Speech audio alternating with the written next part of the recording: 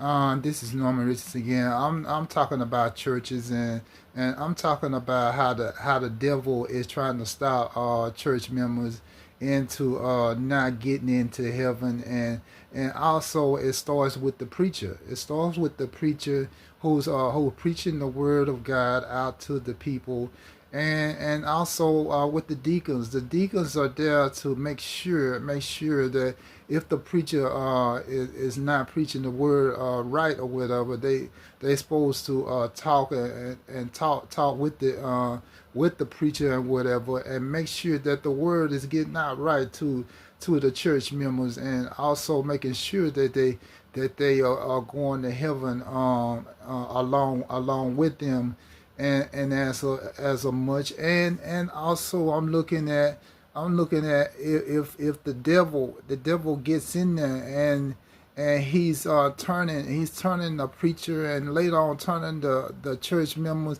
I mean, it could affect ones on the outside who's not ready yet, and since they not ready, if some of the scriptures are getting out into the streets or whatever, then I mean that he already don't took over. The devil don't took over, and he's spreading the poison around into the people that don't understand. And if they don't understand, that means that slowly is causing hell, slowly turning things into hell here. And if it get too far and involves the towns or whatever, I mean, he can have everything getting shut down, business getting shut down, and then you have a problem here. And then you say, well, how we have a problem? You got people running around here throwing saying scriptures to people, putting stiff necks and all sorts of things on people and everything, and people, and then things will be totally out of control here. And then since things is totally out of control here,